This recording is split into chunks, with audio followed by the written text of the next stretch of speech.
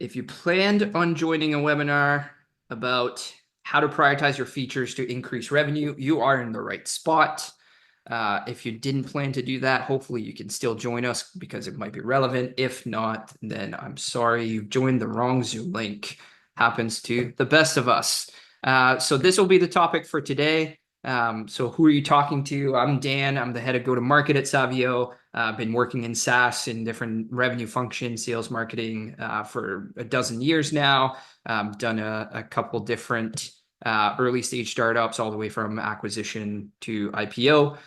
We have Kareem with us, who is co-founder of Savio, been doing product management for 2 decades now, over 2 decades. So it makes it sound a little longer when you use the word decade, by the way. So over 2 decades, very good at this stuff, been doing it for a long time, has had 4 exits or 4 startups, 3 exits, been doing PMing stuff for a while.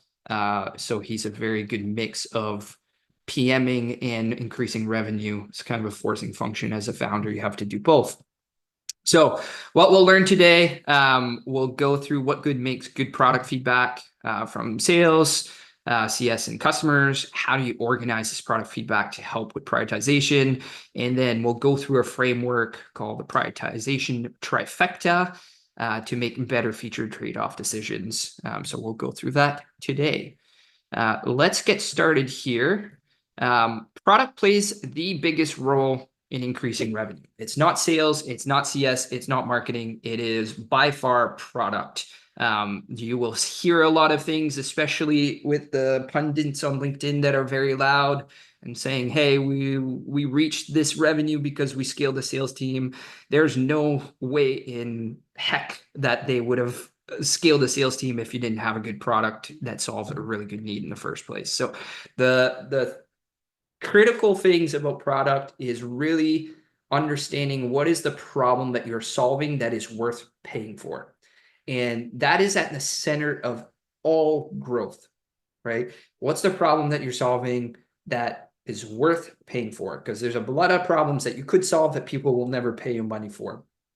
So what's the problem that is worth solving that you're solving that's worth paying for? That's going to have a massive impact on your sales and marketing if you get this right. And if you think about anybody who's ever joined unicorn status, they did not do it because they had a really, really poor product and just an amazing marketing team. You can take an amazing seller that's quota busting kind of salesperson at a certain company that's selling good product. You put them in a company that has a bad product, they cannot hit their targets. You cannot sell your way through a product that doesn't solve a problem. And then if you do this really well, and you prioritize the right things and all that good stuff, it has a significant impact on reducing churn. Hey, There's sorry, go ahead, Sorry, Dan. go ahead. I was just going to say there's only so much that a CSM can do, that they can go to a client so many times saying like, here's the workaround, before the client decides that, hey, I'm going to take my business somewhere else where the workaround actually is a functionality of the product. So all of these things are in place. Usually when you see a bit of a flat growth, it's usually because there are some cases where you might not have a good sales team or good marketing engine or a good CS team. That's always a potential, but usually when growth really, really stalls, it comes down to something around product market fit, which really comes back on, did you make the right prioritization decisions in the past number of quarters or potentially years that led to this your growth stalling at this stage? I just want to add, Dan, I think one of the places where PMs get hung up, and I certainly have early on in my career, is this notion of a good product. Like, what does good actually mean? And I think that I think about product as having a bunch of raw inputs, feedback, ideas, devs, and you need to mix those together in order to build something that people will pay for.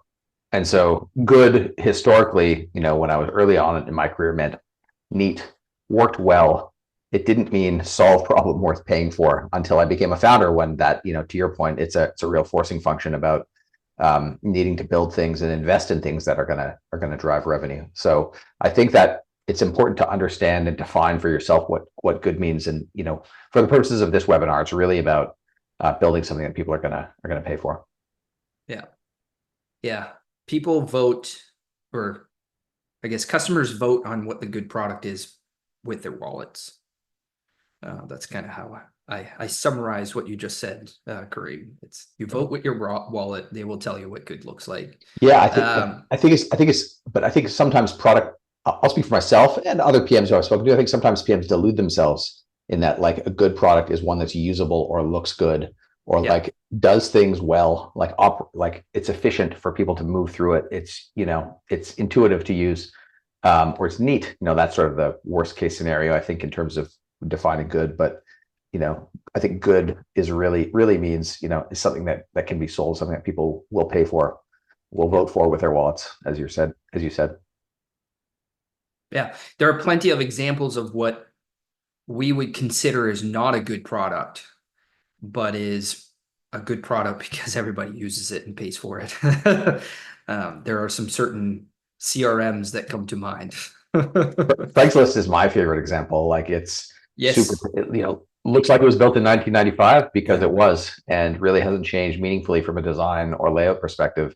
And it's making hundreds of millions of dollars a year because it helps you reach, helps you reach buyers when you're selling things or renting things, like real estate, and people are willing to pay for that because it has distribution.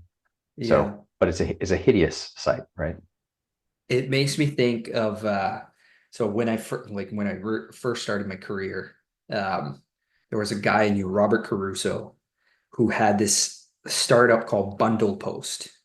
And this was the time where it's like everybody tweeted, companies tweeted, and you had bloggers and all that stuff. It was when Twitter was still Twitter. And I'm going to say tweet because that's what I'm used to. What do you call it now? You X'd? In my head, I'm going through You're the still dialogue, tweeting. make some witty remark. I'm like, yeah, I'll stick with tweet. Okay. But what was interesting was that so his entire website was like one landing page that looked like it was like, a bad ad layout in like a newspaper. Like it was like it did not belong. And this was like social media age. You had nice looking websites at that time. It wasn't, 90s or anything. You're talking the 2010s. And the product was the same. Like it was like, oh, this is a janky looking product. Like all it did was like you inputted a bunch of different tweets in it, and then it would output a schedule formatted with dates and scheduling time so that you could upload to Hootsuite, which was also a very, very popular product at that time. And it was like $100 a month for that thing. Like makes no sense. And I was talking to him, and he was running an 8 million ARR business, him and his CTO. Amazing. And I was like, wait, what? And it was like every single agency that does any type of tweeting uses this. And I was like, wait, what? And I started using it, and I was like, wow, this is amazing. Yeah. Like aesthetically, anything that you would have thought about, like good product design, like you would have not considered that a good product. But then you actually used it and you were like, wow, I just saved about 40 hours this month. I scheduled 30 days of content on my Twitter, 10 tweets a day for the next 30 days. And it took me about 30 minutes. And Yeah. I was like, oh my God, this is amazing. Yeah. And Solves a burning pain, right? And you're willing to pay exactly. for it. Yeah. So that's really what we're talking about. It's, that kind of problem. And you have different types of problems. You are some that are worth $20 a month, but you have some that are worth $100,000 a month. And really, are you building the things that people are willing to pay for based on that problem? And reality is every feature that you decide to build or every feature that you decide not to build will have a massive impact on revenue. And if you get this wrong, you could really end up in grinding halt. And it can take a very, very long time to overcome. And I'll share an example. I was at a company once. We were growing pretty fast. This was before I joined, we were growing pretty fast. We had a niche product in a niche vertical, solved a really, really big problem. Went from basically zero to 6 million ARR in 2 to 3 years, all self-serve PLG. type of growth. Really good success story. And then what happened through that is that the application of the product was useful in other verticals outside of that niche. And so started getting more and more of those, decided to raise a bit of money, decided to build a sales team, CS team. Growth was still, fair, but maybe not as fast as it used to be. And then what happened is that the product became very horizontal instead of niche. And the features that were decided to focus on was basically the like who was making the most noise. So we had different pricing plans. We had a $20 a month plan that had like 9,800 customers on it. It was about a third of the revenue. And then you had these sales plans, these bigger plans that were, maybe 200 customers on it, but were worth almost 2/3 of our revenue.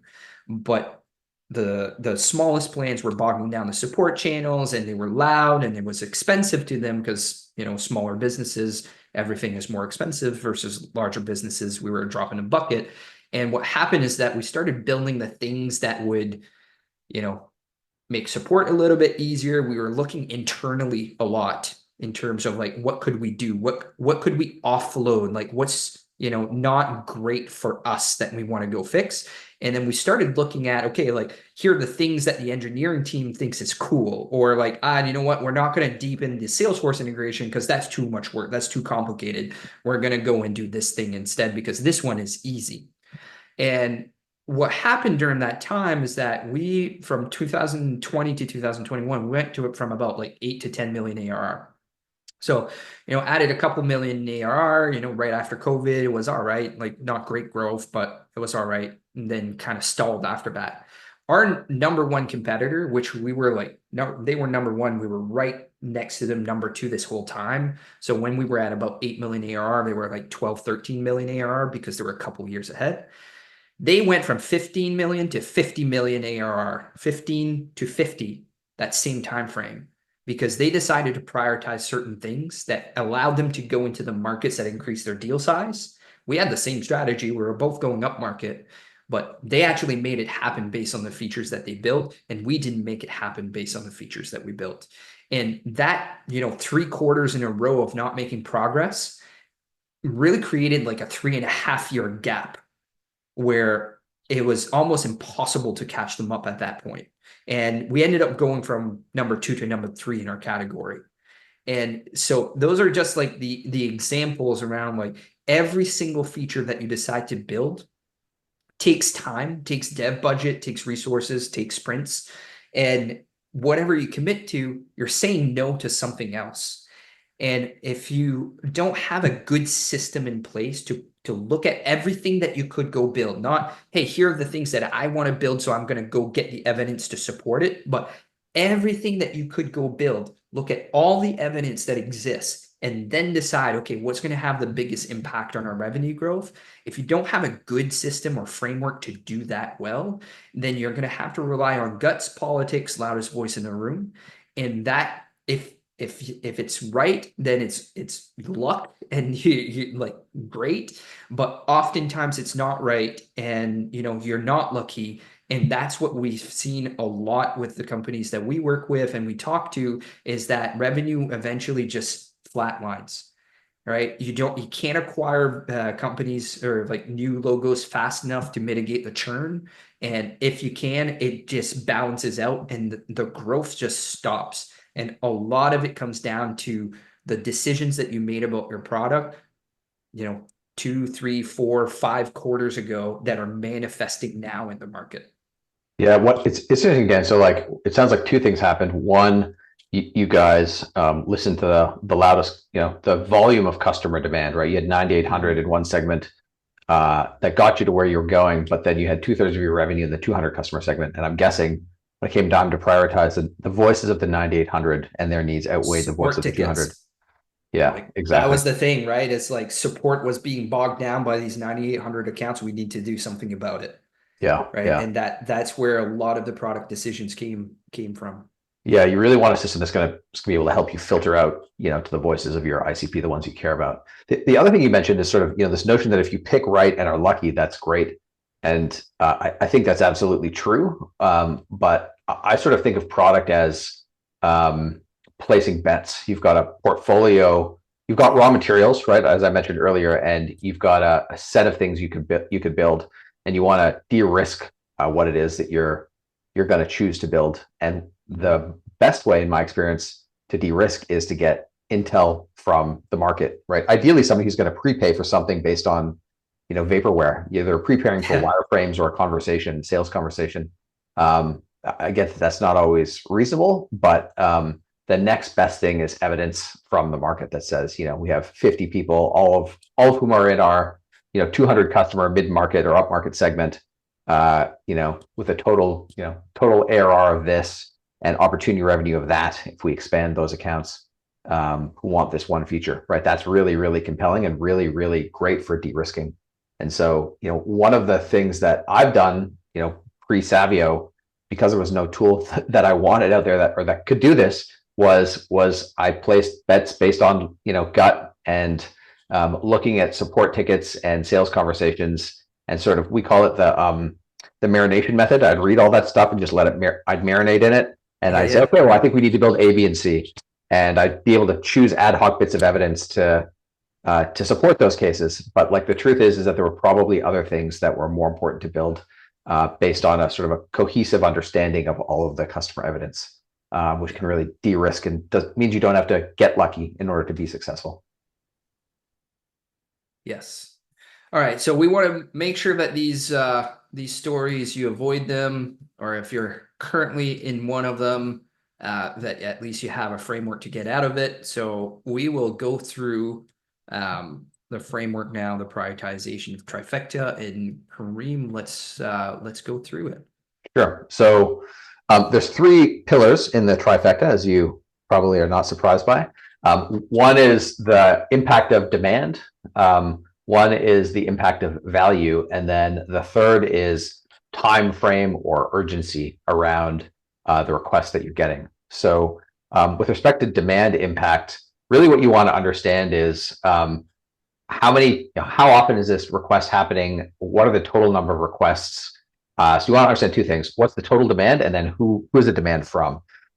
So fairly straightforward, either from sales, is it a handful of CS or support tickets? Who do you care about helping today, right? Like is the quarterly or annual goal increase revenue from new logos, or is it to expand accounts and increase or improve NRR?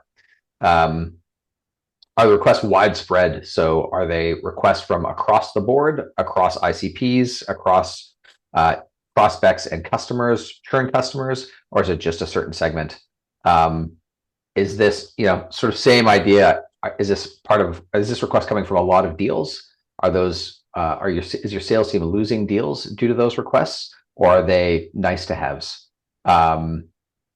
Same idea on the CS front, but broadly, you really want to understand what's the demand from the market for this request, and that's usually quantified in number of requests. And then when you can slice and dice that information, you can understand who are those requests from, in order to align your feature development priorities with the company goals, right? So if the company goal is new logos, you're going to focus on requests from sales. If it's increased NRR, you're going to focus on requests from CS. So what does a good request look like? Are you asking me because you're in sales and I'm in product, Dan? Or sure. A good request, I want my stuff built. Totally.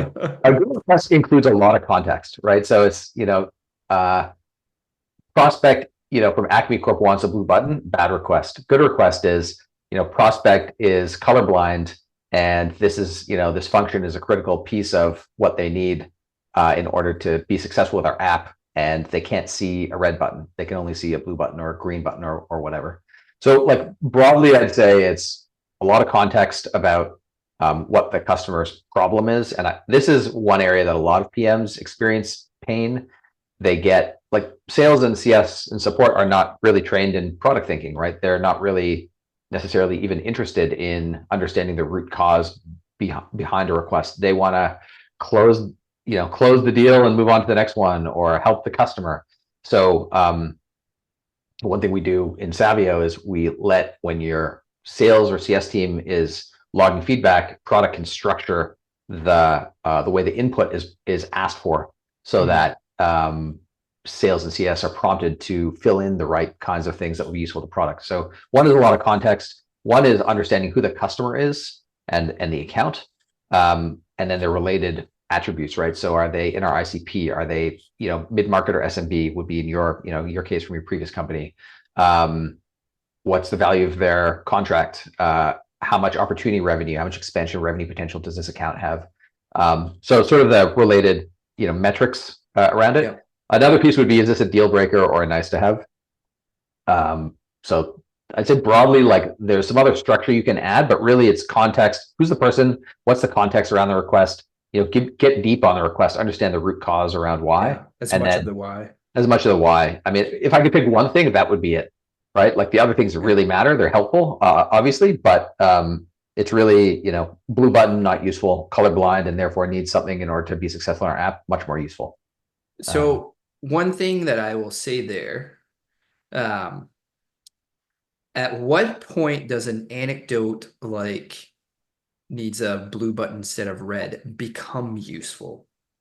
Because I would say, so here's the thing, right? And I've seen this happen a lot between sales and product. And what's nice is that Kareem and I can have this banter back and forth because I'm sales, he's product, and so I will have it.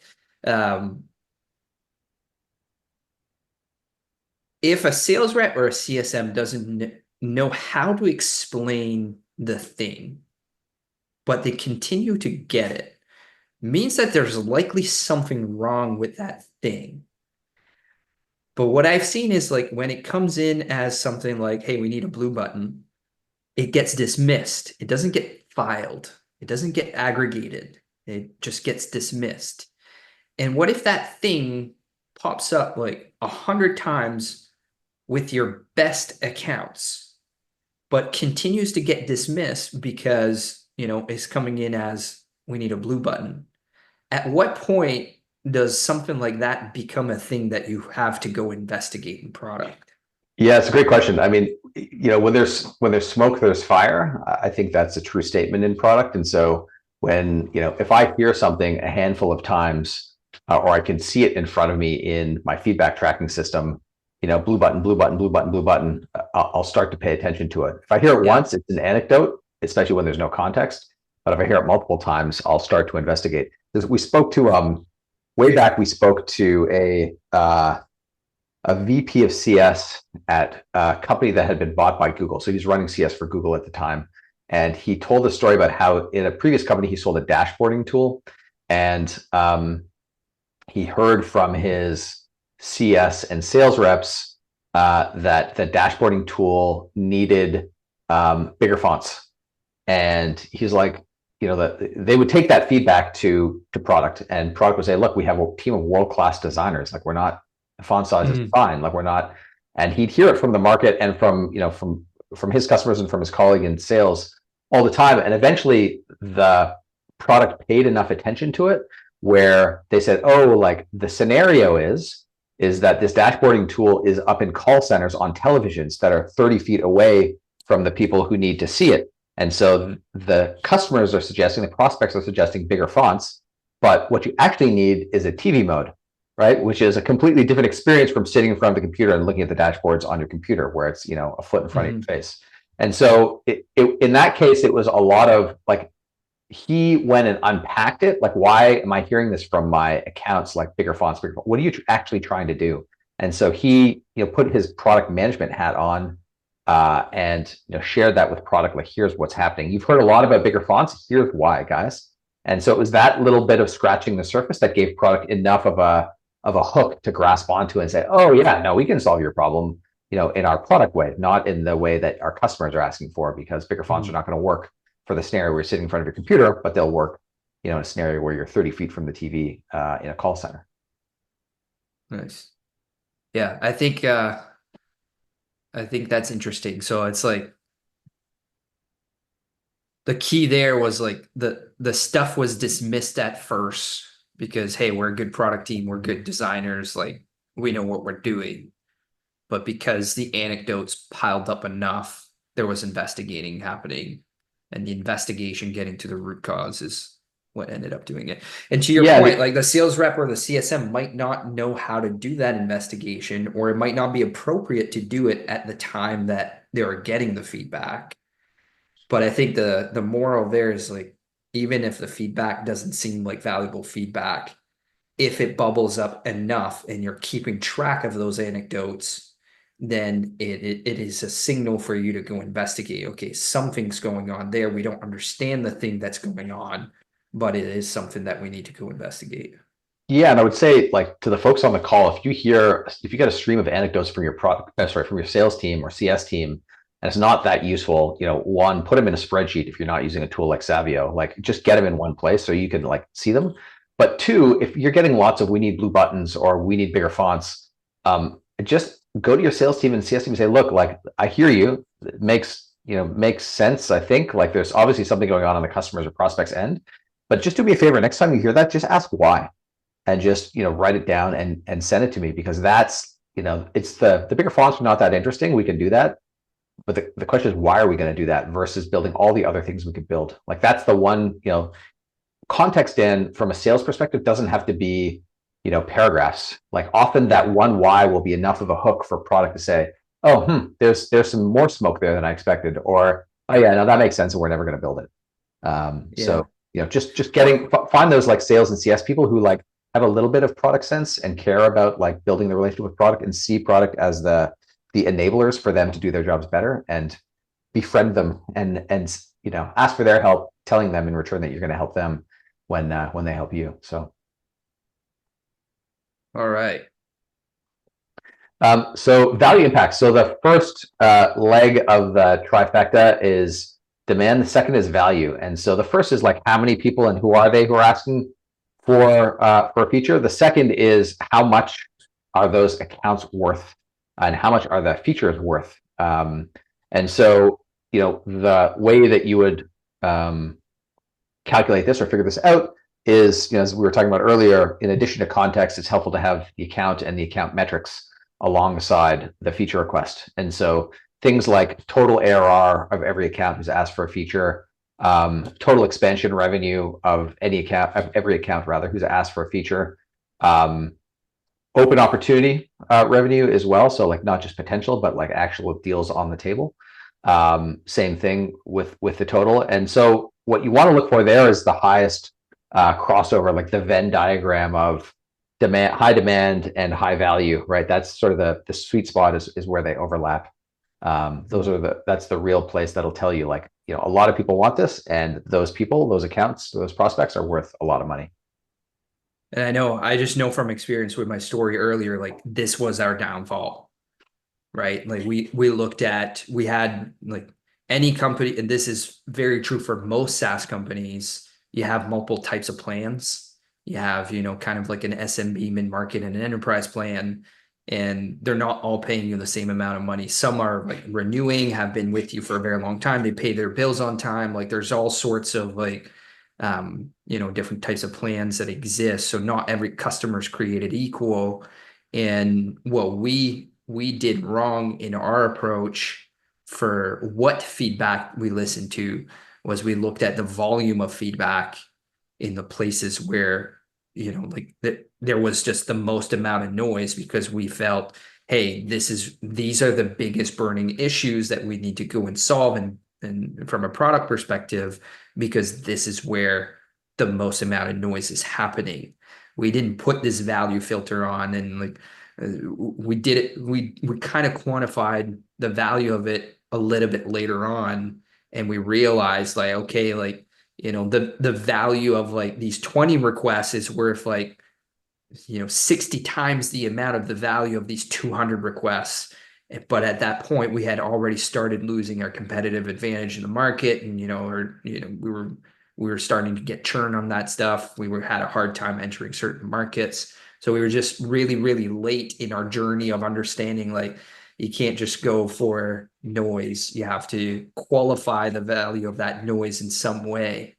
And this was really the thing that kind of set us back, is we didn't put this value impact lens on our feedback that we were getting from the market and the customers. Yeah, this is what like this is one of the reasons we started Savio is because there was like if you want to as a bootstrapped, I've done a venture backed startup, but I've bootstrapped the last three, and as a bootstrapped head of product, you want to understand how to maximize the return on your resources, right, on your dev investment, because you don't have millions and millions of dollars to throw at a bunch of interesting things. And so in order to understand, like this whole webinar is about prioritizing features to increase revenue, right? And so the whole point here is you got to understand how much each feature is going to be worth, so that you can, roughly speaking, so that you can figure out which are going to be the highest ROI features. And so,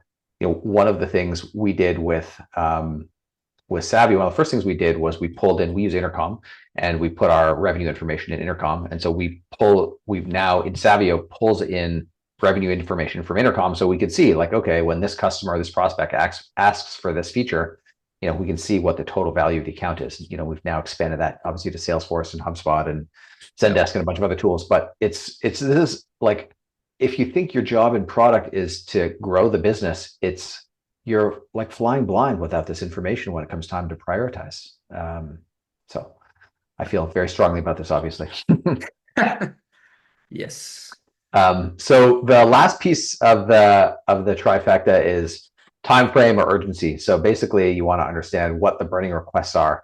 And so, there's a variety of different statuses you might want to assign to a request when you ask, or when a customer gives it to you. Is it nice to have, a must have, churn risk, deal breaker, et cetera.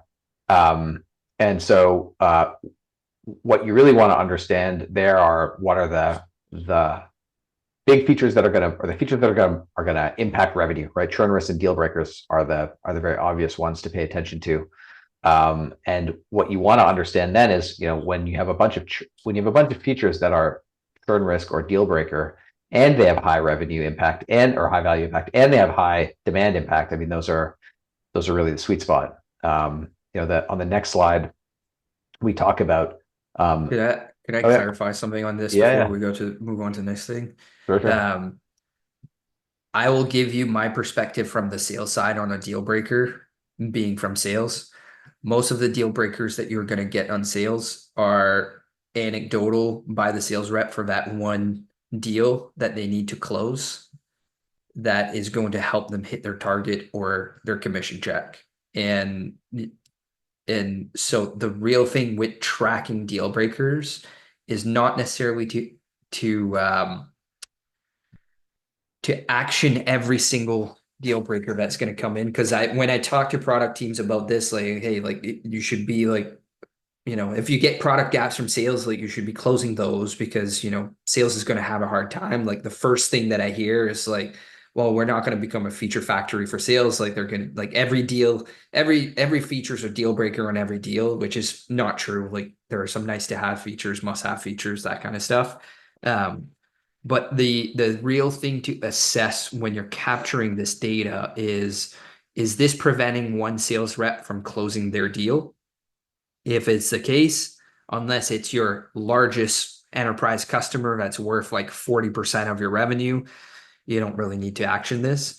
But really the deal breakers, the one that really matter is that, does this prevent you from entering the market you want to enter? Right? Like, is this really a thing that's going to hold back not one deal, but hey, you know what? We really can't go after this vertical if we don't have a solution for this type of thing here that they absolutely need. That's where those deal breakers make sense. So oftentimes, like, you will get some deal breakers even from CS. Like the world's always on fire with CS. Like we always had a top three most urgent things that we had to go and fix bugs or whatever because this account was at churn.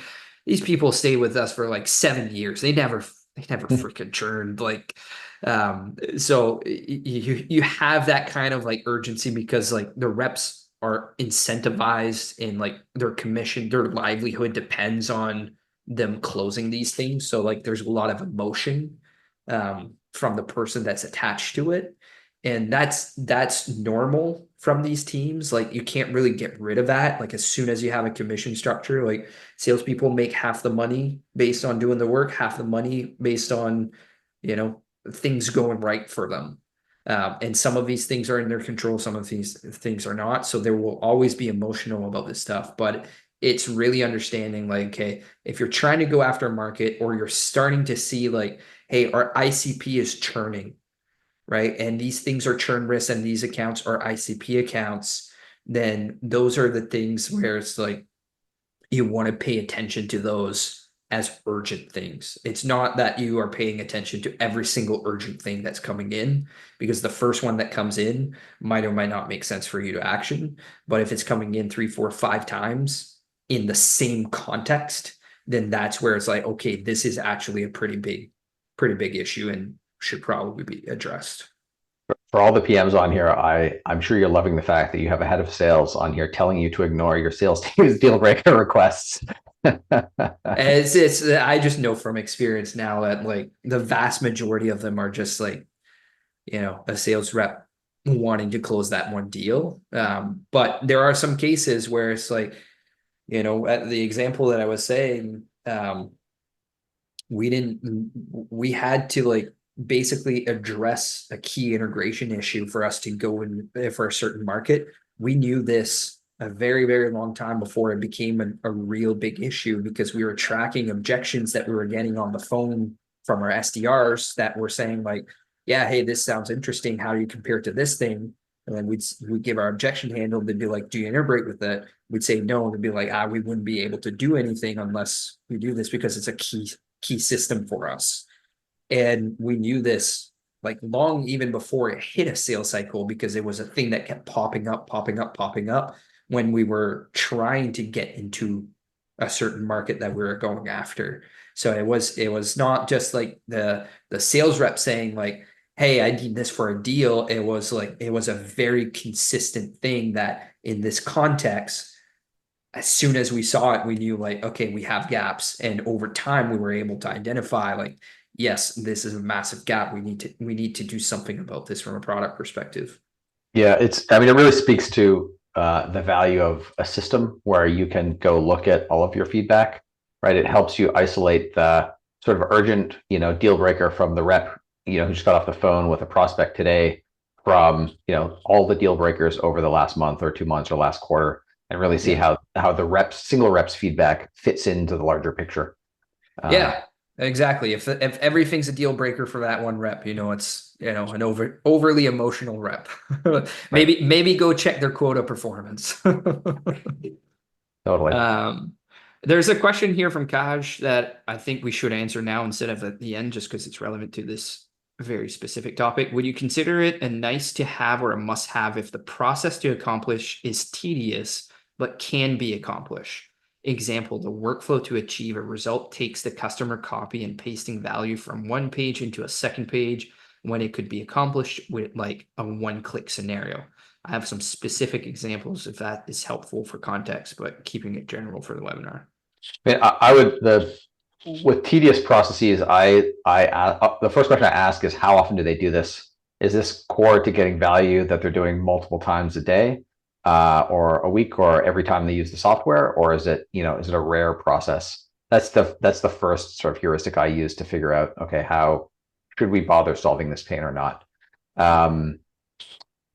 Sort of beyond that, I would ask the customer, how, like, tell me about your process to move data from page 1 to page 2, and you'll hear in their voice, like, the emotion they may just describe it in, very straightforward language, but if it's painful, you'll hear the emotion in their voice, and they may actually tell you like, yeah, it completely sucks. I hate it. I do it, 10 times a day, and I want to murder your software every time I do it. So, I mean, those would be sort of the two approaches. One is how often they do it, and two is, go talk to them. Go interview 10 customers in your ICP who do this about how often they do it and what their experience is like, and you can rapidly get a sense. I'd also look at known churn, right? It's like, has there actually been churn for this issue, or is it more like an annoyance? And like by churn, I don't just, again, see similar as a sales rep closing one deal. Like if one customer churns because of this, like was it just an annoyance for that customer, or is it like impacting systemically across your customers? To your point, Kareem, like if you're doing this thing, 25 times a day and it takes, 15 minutes every time, then you've wasted your day. So like, is it mission critical to the workflow? The other thing is like, and this is where again, eventually it might be something that you care about or you don't care about. If it doesn't align with your product vision at all, then maybe you just don't do it. You're never going to do it. It's like if they churn, they churn. But the other piece is um, oh man, I lost my train of thought. I'll take it. I'll come back to you. There's one other sort of relevant piece here. There's a great article written by a woman named Kathy Sierra, who stopped writing on the web, but she was a great UX and product person who was very customer focused. And the article is called "Your App Makes Me Fat." And the idea there is that when you willpower and cognitive processing draw from the same pool, so when your app when people curse your app because they have to think hard about how to use it, or it's really draining and they have to force themselves to use it despite not wanting to, they, at the end of the day, they have less willpower to resist things like delicious chocolate cake. And this is drawn from an experiment. I don't think I can drop it into the chat, Dan. I think I can only message the hosts and panelists, but I'll drop it into you and you could drop it in for the chat. But it's worth a read for sure. And it's she's actually written a couple of books and is absolutely amazing in terms of her thoughts on UX and customer experience. Although she's a bit of an OG, this article was written, I think, 11 years ago. Yeah, I remember what I was going to say now. Can your competition do it?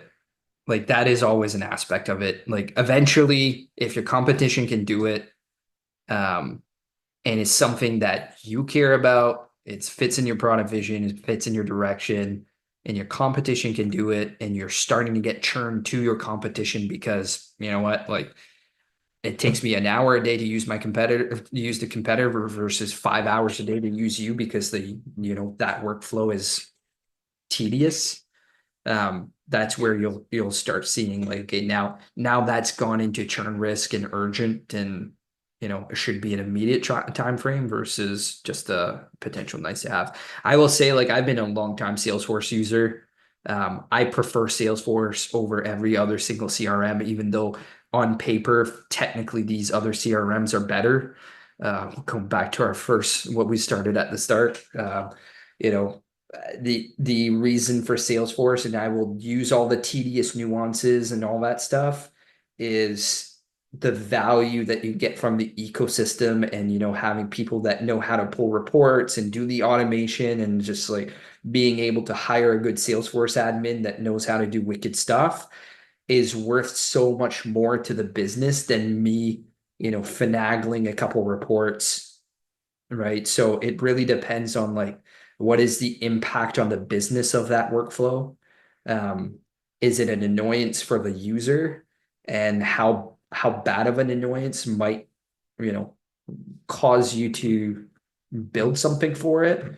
But if there's no real material impact to the company that's using that workflow, usually it doesn't matter as much, because a lot of these software decisions are made at the company level, not the individual user level. So unless like your users completely stop using it and then it becomes shelfware, then oftentimes the tedious things, like every software that I've used in the history of software has a tedious thing that I wish it didn't do that it does, right? Absolutely. That's the nature of the beast. Yeah. Let's move on to the next slide, Dan. So really the sweet spot for prioritizing your features are, the intersection of sales, CS, and vision. I would also say the intersection with the trifecta is demand, value, and urgency or importance. But when what you really want is to look at that information across both these dimensions filtered by your ICP requests. So this comes back to Dan's example. Are these requests on value and demand coming from your SMB segment or from your mid-market segment, your 9,800 or your 200 customers? Because the what you decide to build to grow revenue can look very different depending on the data set that you're looking at. So if you're keen on using a system like this and you don't already have one, Savio helps you understand the value of your feature requests. So you can look at your feature requests by ARR. You can also look at your feature requests by number of votes, basically simple votes. You can layer on top of that your ICP, so you can slice and dice your list by to see that the 200 customers requests versus the 9,800. It also helps you, I mentioned this a little bit earlier, but it helps you structure your feedback from your sales and CS teams. So it lets you set up a form that makes sense in the Chrome extension for your sales and CS teams to log feedback in a structured way, so that you and product can filter your feedback by things like deal breaker, or by customer journey stage. Are these from lost deals, or from prospects, or from active customers, from churn customers, things like that. And then finally, it layers in your CRM data and lets you segment your feature requests using metrics like expansion revenue, account MRR, or ARR, or geography, region, anything that defines any characteristics in your CRM that defines your ICP. We can pull in from Salesforce, HubSpot, Intercom, Zendesk, etc. So if you want to book a demo, hit up savio.io. There's a big book a demo button on there. Otherwise, I would say thank you for attending. We've got about 10 minutes for Q&A. So if you have any questions, drop them in the old inbox, and we'll get to them. Yeah, I'm monitoring both the Q&A and the chat for anybody that has anything. What was the biggest revenue impacting feature that you built for Savio? Because I know you dog food Savio. Dude, you won't believe it, but it was permissions.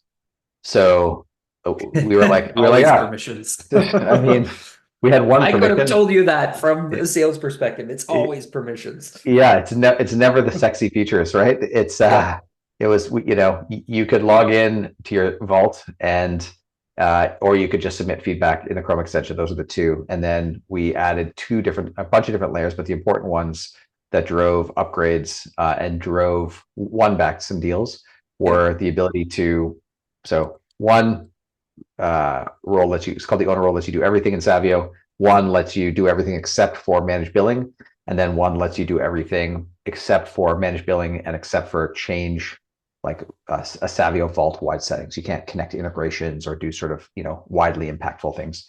And I mean, it blew my mind how many people, when we announced that thing, either, hit the in-app upgrade and upgraded, or reached out to us, or when we reached out to people saying, hey, you asked for this, we've launched it. And they're like, great. Like, how do we get on it? Finally, it was one of those weird shut up and take my money moments from the future Emma meme. It was not what I expected. So yeah, it was highly, is a weird and instructive moment for me. It's always either SSO or permissions. Always those two things. If you don't have SSO or permissions and you're going up market and you want to really make your sales team happy, go build these two things. They will not be unhappy with you. Anybody else that has any major features that they launched that had a major significant impact on either retention or revenue or whatever, just drop them in the chat. Let's hear from you. Question here on the flip side, what's a feature you've deprecated to make room for more in-demand functionality? Oh, it's from Santi. So Santi, I think one of the nice things about software is you often don't have to take things away in order to build more things. Like the space is infinite on the web. When I think about it, there's not really features we've turfed in order to grow, like in order to, sort of make room. We've definitely changed how things work for features that were not working well, or not working sort of as intended. But I'm trying to think. I mean, yeah, there's a couple of features we sort of just like taken off of the sidebar, or don't talk about in demos unless customers really ask for them, because they're just not, we've deprioritized. Not in high demand. They're there if you absolutely need them, but exactly. Yeah. I was going to ask maybe a similar but follow-up question to this. have you ever changed like the roadmap or like decided to like kill a feature mid-flight because of, something more impactful popped in? Yeah. We at a previous company we had a drag and drop. So it was a software project management tool like Jira, and we had the ability to group tickets by status. So you'd have like, here's your backlog, here's your planned, here's your in progress, and each one was a table, and you could drag items around within the table, but you couldn't drag items across. You couldn't say, I want to move this ticket from the backlog to the to planned. You'd have to click into a field and change a drop down instead of just dragging and dropping. And so we had bought that business, and we had some of the technology choices were not ones that we would have made. And so the dragging and dropping across for a variety of reasons was very complicated. And so we had a guy work on that for, I want to say, 2 to 3 weeks before we said, you know what, we're not going to throw good time after bad at this point. So let's just strip that and have that guy work on some other features. So yeah, I mean, it definitely happens when, the bang for the buck is not there. Again, being bootstrapped, you sort of have to be more mindful of that. Yeah, and like the thing with bootstrapping too is like you don't have infinite cash to hire a large engineering team, right? It's like if you have like if you're VC back, you might have like 10 sprints open right now that you can like kind of like assign as dev budgets, right? Um, if you get 3 out of the 10 features that are useful for your customers, you'll grow. And when you're bootstrap, you have 2 sprints. You don't even have the 3, so you can't luck your way to 3. Like the 2 that you build like have to be the 2. And if the data changes and you're like, shit, like this, like the market shifted, like this happened to a lot of companies when like, OpenAI with ChatGPT and like LLMs and stuff, like they were like, oh crap, like half the stuff I was working on is just like going to be automated in the next 3 months using LLMs and AI. And it's like, oh wow, like what do I do now? Do I continue with what I was launching because we're like, 80% along the way? Do I do it as sunk costs and like really start focusing on something else because that's where the opportunity is? And I think those are like tough decisions to make. But you kind of have to do them, and the data helps at least give you the evidence that whether or not you should continue working on stuff. Totally. I'm looking at this chat here. I see Brent has said permissions make sense. Open up some more segmentation of the market. Dandy says, I believe it around my permission story. I don't know what other pearls of wisdom you guys have, but please lay them on me so I don't have to learn the hard way. I can learn the easy way. Drop them in the chat, guys. What else should I know? I just, from my experience, like permissions, SSO, and integrations are the 3 things that matter most if ever you want to go up market. You're not going to replace a process that's cross-functional. It just never happens when you go up market. You have to plug into a process. They all use Okta or something to assign seats, right? If you have 500 people working at your company and you're adding 50 people, that means that you've hired probably 100 to 150 people because you had a bunch of people leave or go on maternity leave or something that have to be replaced. And it's a lot of, manually typing in usernames if you don't have SSO. Yeah. And then most of them should not have billing access or the ability to connect integrations. Yeah. Good question here from Brent. How has the AI landscape changed your perspective on how to build? Or on the flip side, how hasn't it? That's a great question. So we raised money from a company called Tiny Seed, and when it became clear that OpenAI's LLM was a game changer, they ran a couple of like Zoom sessions just on how to use it. And so this is, I don't know, I think it was November of 2 years ago. So it's probably December, January. November of 2 years ago is when sort of I think 3.0 dropped, if I remember correctly, of ChatGPT. And so a couple months later, the sort of advice there was 2 pieces. One was think about GPT as unlimited or an infinitely scalable number of Harvard, sophomores or juniors who can do your bidding. So smart, capable, need to give them good instructions, but you can trust them to just get it done.